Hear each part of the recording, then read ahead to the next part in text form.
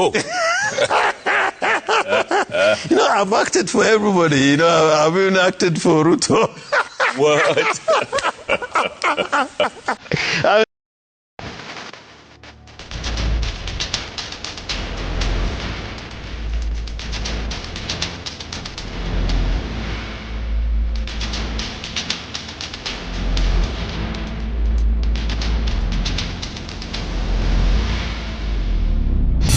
I've always failed to understand one thing, that anybody who goes for an interview, especially this JK Live, the explainer, and then is somebody who does not support the government, who is against the government, then their life must always be threatened. I really don't know where that thing came from.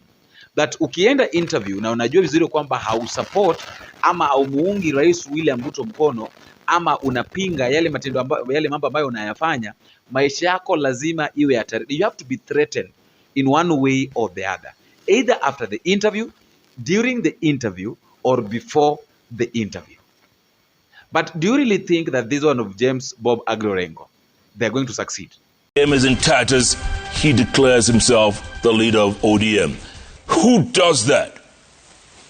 Governor? Nyatiang.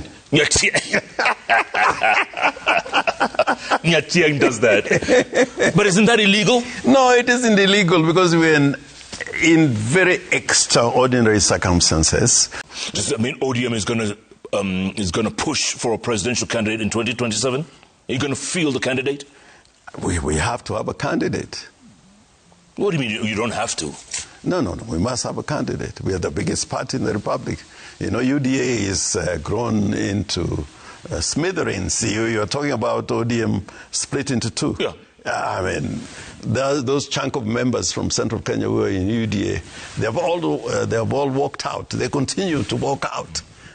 What remains of UDA is really in the Rift Valley and a few areas, in the north. Yeah.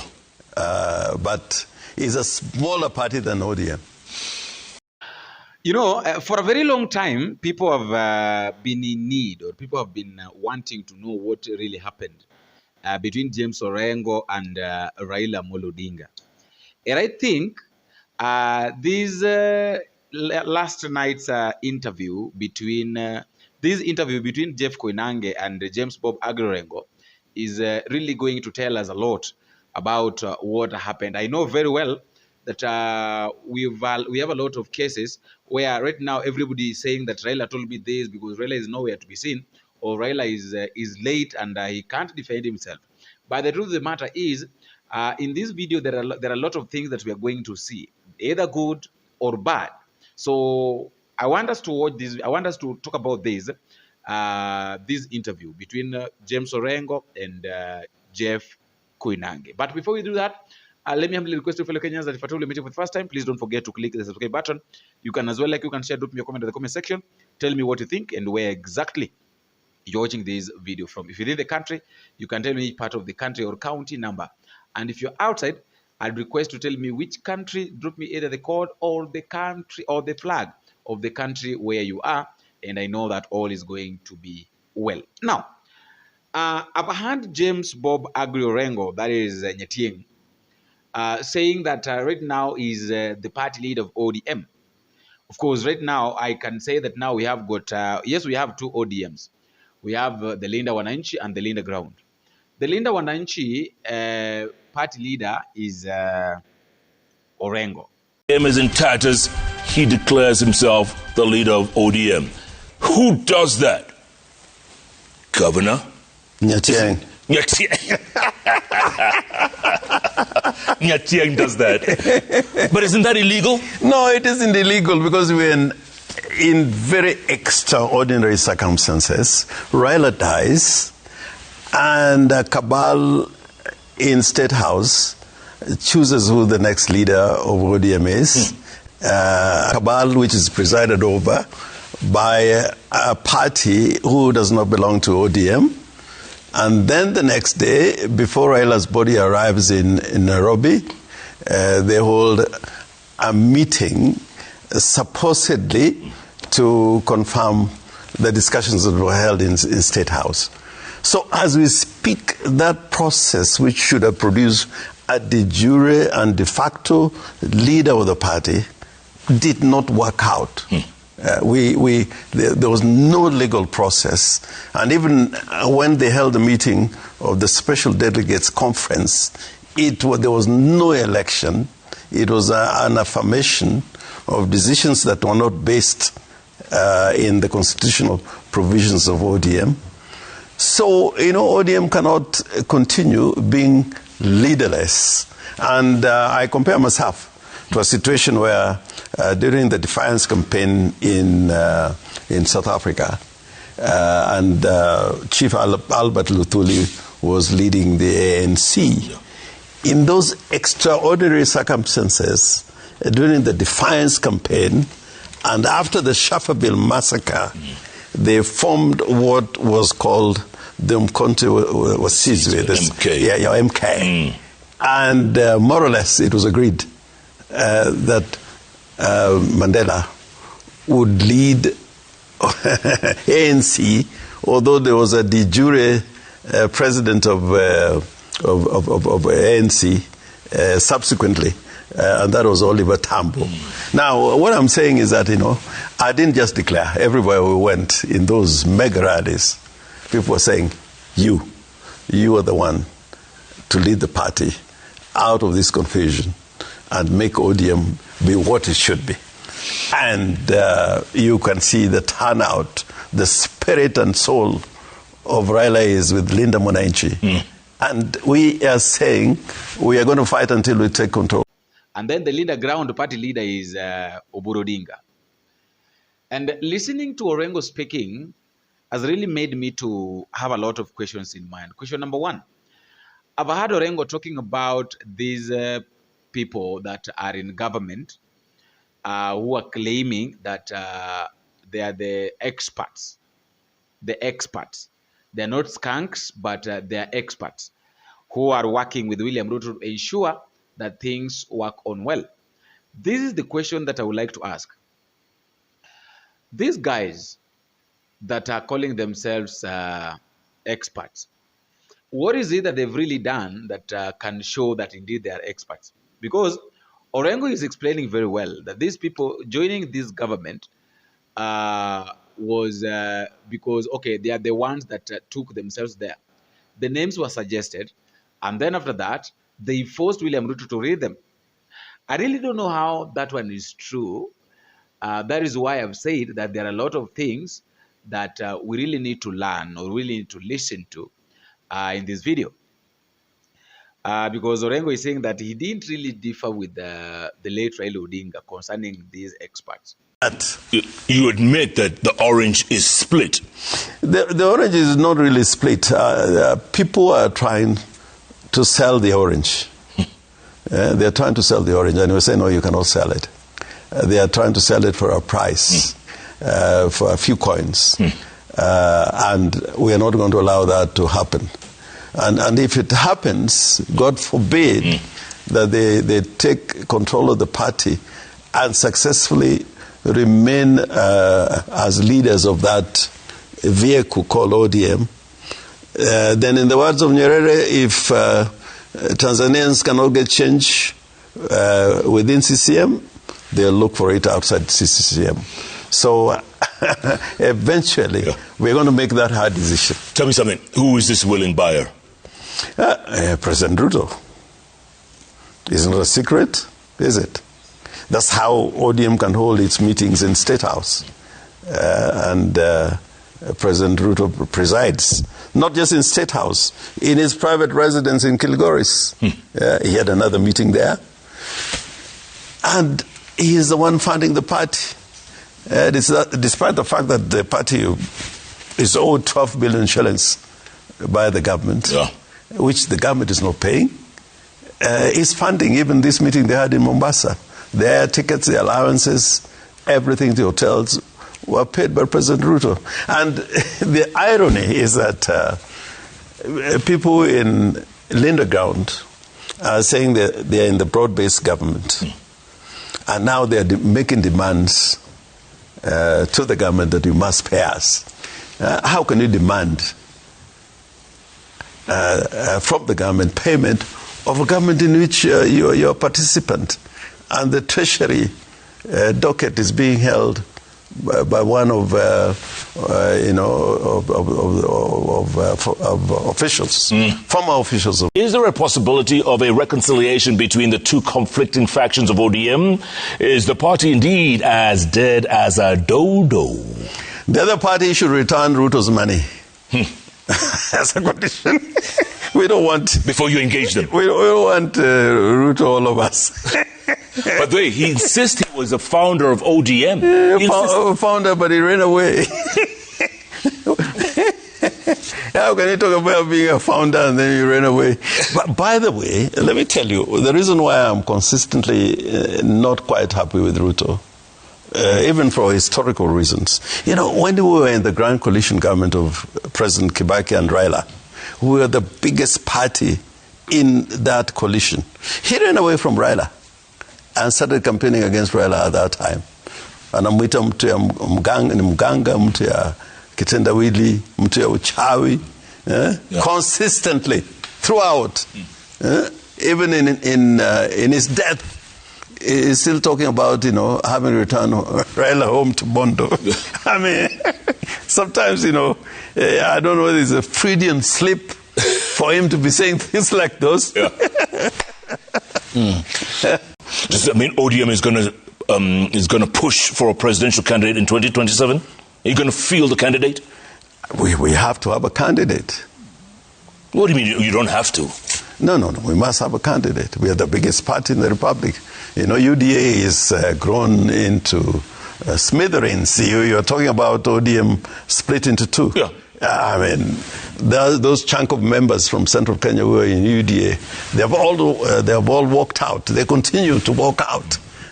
What remains of UDA is really in the Rift Valley and a few areas, in the north. Yeah.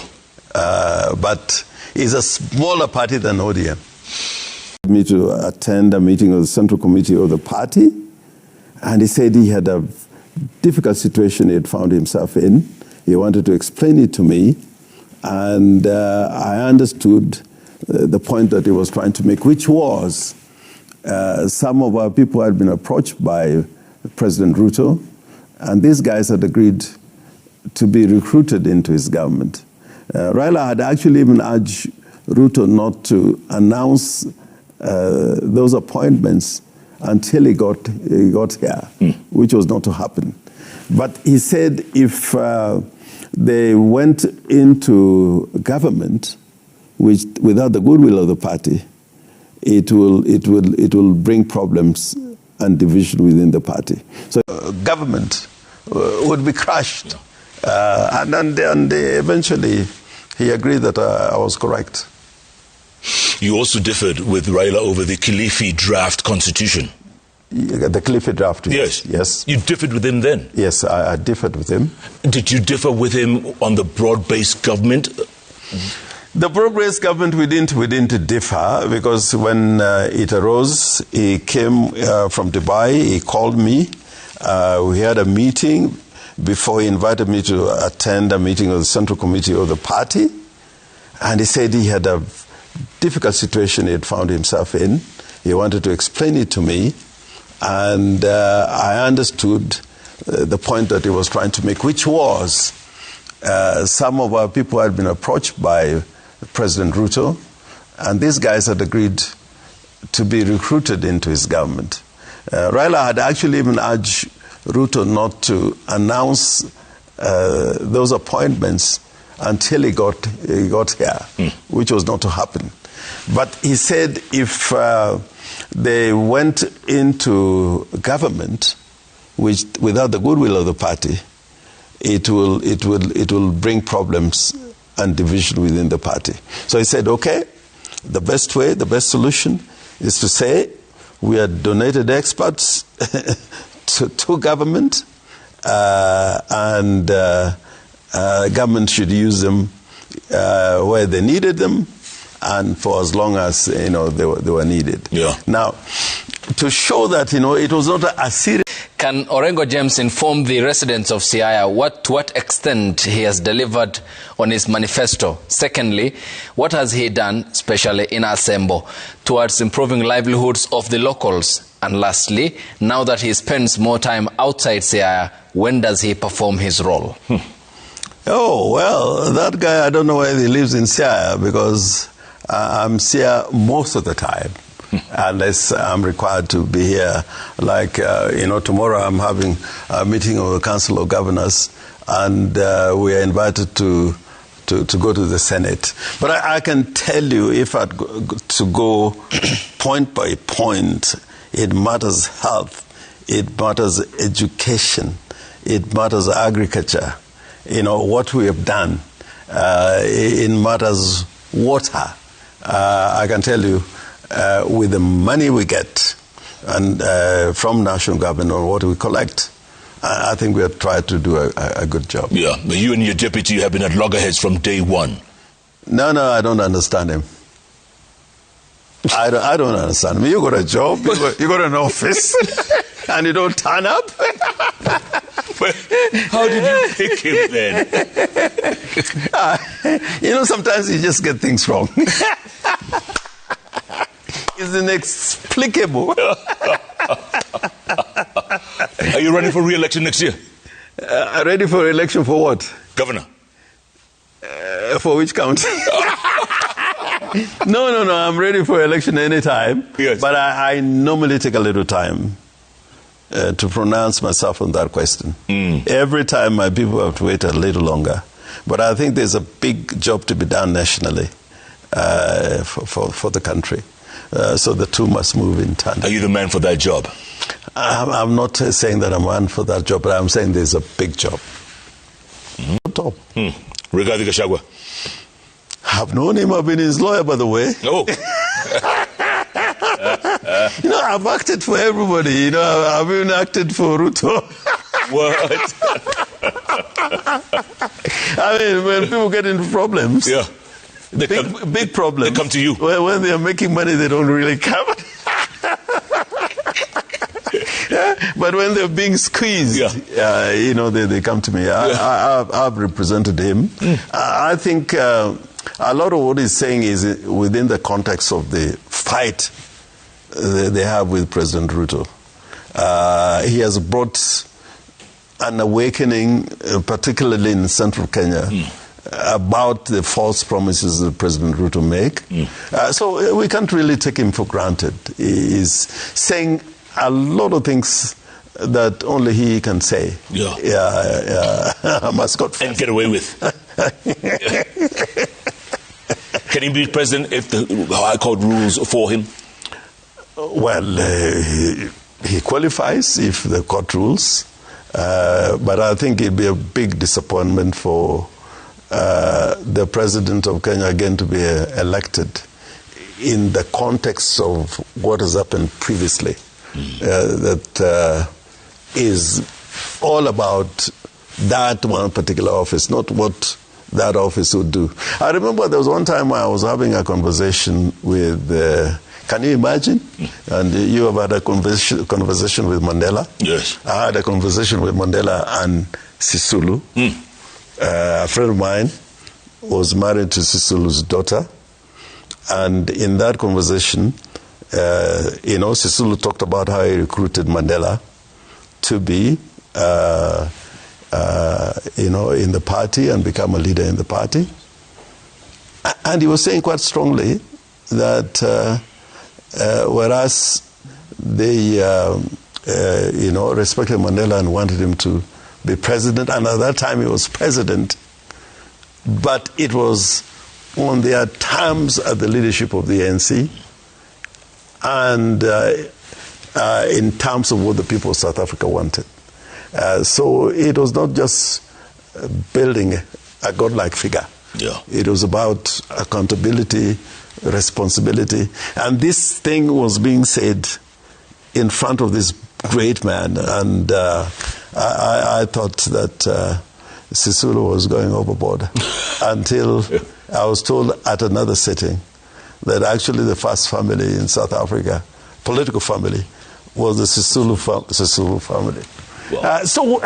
I think in Kenya, we should adapt a situation where if we get things right,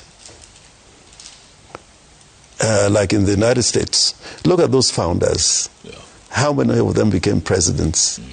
After Washington, you had people James like Madison, Adams, Thomas Jefferson. John Adams. I mean, it can work here, but we were too angry and angry. Imagine by now we would have had Jaramogi presidency, followed by Muliro, Matiba. Yeah? Maybe Kijana. And Kijana, we just messed it up.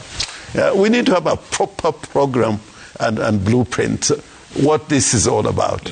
But most of the time is like that bishop, wonderful bishop in Kisumu saying, there's too much sloganeering as opposed to, sitting down and addressing and talking about the issues that confront us. But again, if the united opposition has a candidate, let's say Maraga. Let's start with Maraga. Maraga is not a united opposition. He's out there though. He's out there. Yeah. Your thoughts? My thoughts, he's a good man, but I would certainly support Maraga. But I remember what happened when the U.S. sent a